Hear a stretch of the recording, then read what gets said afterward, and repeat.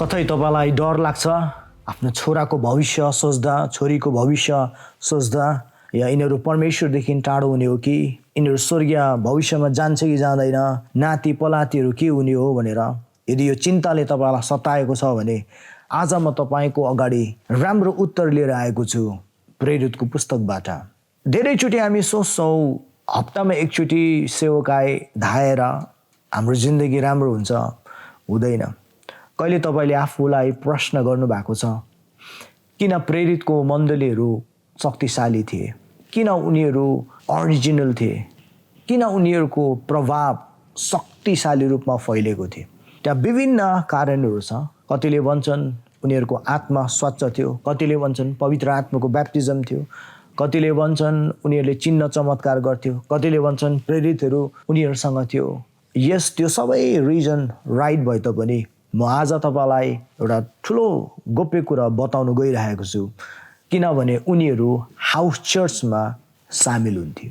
अहिले त्यस्तो सिस्टम छैन। अहिले प्राय जस्तो सिस्टम के छ भने आइतबारको दिनमा 2 घण्टाको लागि हामी चर्च जानुपर्छ, त्यो सिस्टम छ, वन्स इन ए विक।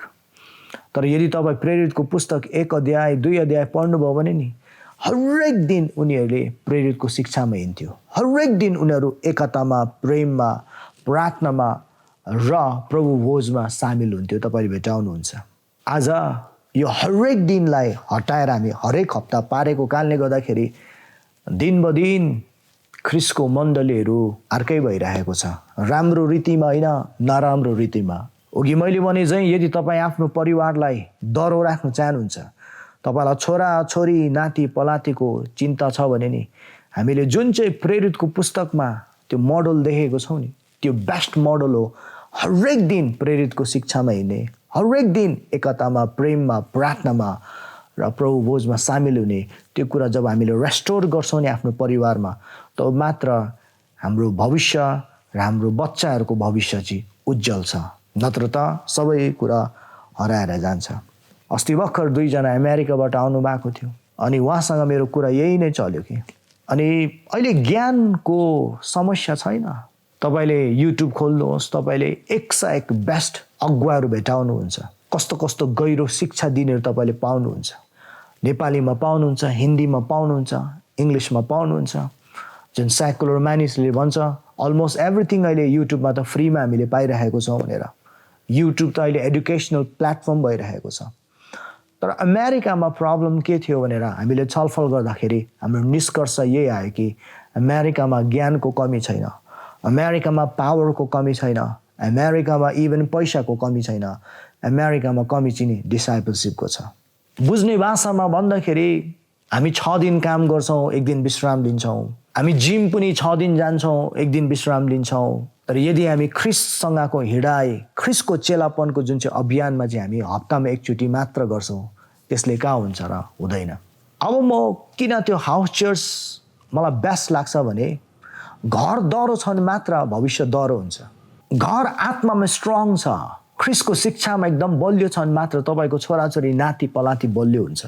अनि मेन कुरा चाहिँ घरै हामीले बलियो पार्नु परेको छ।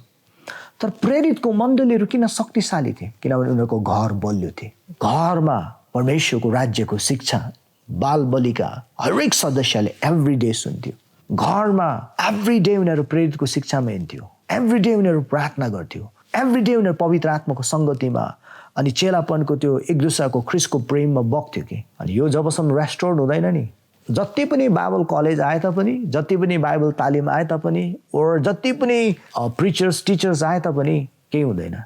किनभने जिन्दगी त तालिमले नै बढ्छ नि, शिक्षाले मात्र होइन कि। शिक्षा एउटा ठाउँमा छ, तालिम एउटा ठाउँमा छ। शिक्षा चाहिँ जस्ट ज्ञानलाई बाँड्नु, तालिम चाहिँ एप्लाई गर्नु हो कि। अनि बेस्ट एप्लाई गर्ने जग्गा त घरै होला नि।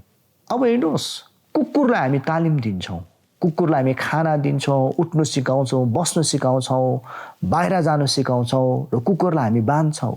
अनि कतिवटा घरमा नि कुकुरलाई चाहिँ यति मजाले तालिम दिन्छ तर छोराछोरीलाई तालिम दिँदैन। एज अ रिजल्ट छोराछोरी बिग्रेर कहाँ पुगेको हुन्छ। बरु त्यो घरको कुकुर पो कति राम्रो बानी स्वभावको हुन्छ। कारण के हो? छोराछोरीले तालिम पाएन, कुकुरले मात्र तालिम पायो। यसैले बेस्ट तालिम केन्द्र चाहिँ हप्तामा एकचोटि चर्च धाउने त्यो होइन। बेस्ट तालिम केन्द्र चाहिँ नि प्रेरितको जमाना जस्तो हाउस चर्चै हुनुपर्छ। यदि तपाईँले हाउस चर्चको विषयमा हेर्नुभयो भने बाइबलमा टन्नै पाउनुहुन्छ। प्रेरित 2:46 पाउनुहुन्छ, त्यहाँ घरको जानकारी छ। प्रेरित 5:42 पनि त्यहाँ घर बनेछ। प्रेरित 8:3 पनि त्यहाँ घर बनेछ। प्रेरित 12:12 पनि घर बनेको छ। प्रेरित 16:32 पनि घर बनेको छ। प्रेरित 16:40 पनि घर बनेको छ। प्रेरित 18:7 पनि घर बनेको छ। प्रेरित 20:20 पनि घर बनेको छ। अनि रोमी 16:5 त के लेखेछ भने तिमीहरूका घरमा भएको मण्डलीलाई अभिवादन देऊ। फेरि म दोहोऱ्याउन चाहन्छु, रोमी 16:5 त तिमीहरूको घरमा भएको मण्डली। त्यसको मतलब प्रेरितको जमानामा त्यो चेलाहरू शक्तिशाली किन हुन्थ्यो भने किनभने त्यहाँ हाउस चर्च थियो, घरमा भएको मण्डली त्यति बेला चल्थ्यो।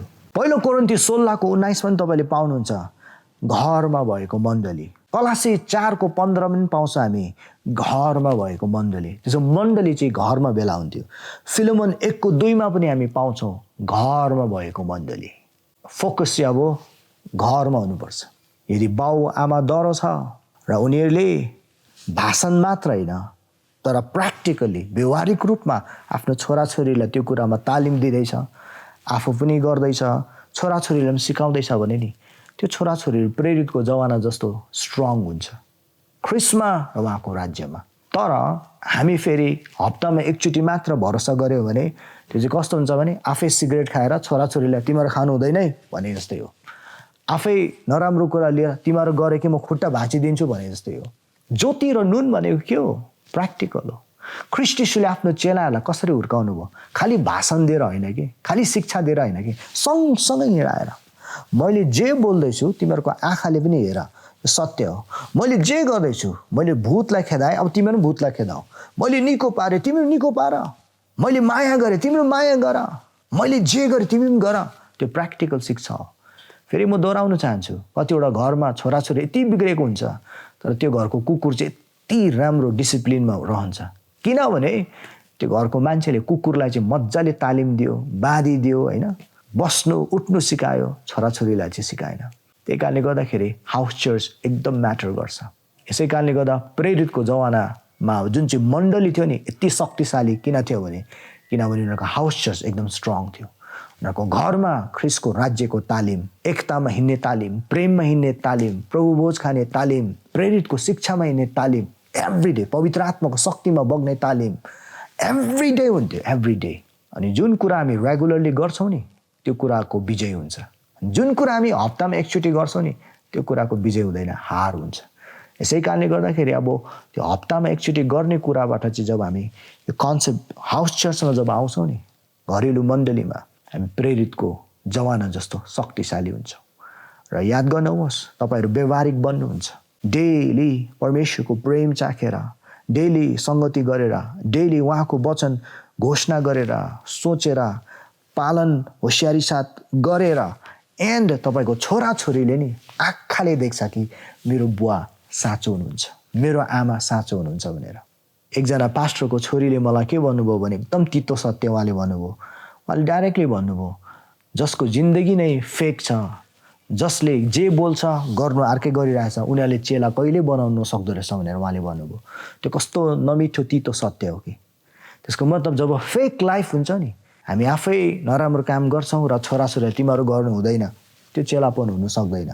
त्यो कारणले गर्दा प्रेरितमा जुन चाहिँ छ नि डेली गर्ने, त्यसले चाहिँ ठुलो प्रभाव ल्याउँछ।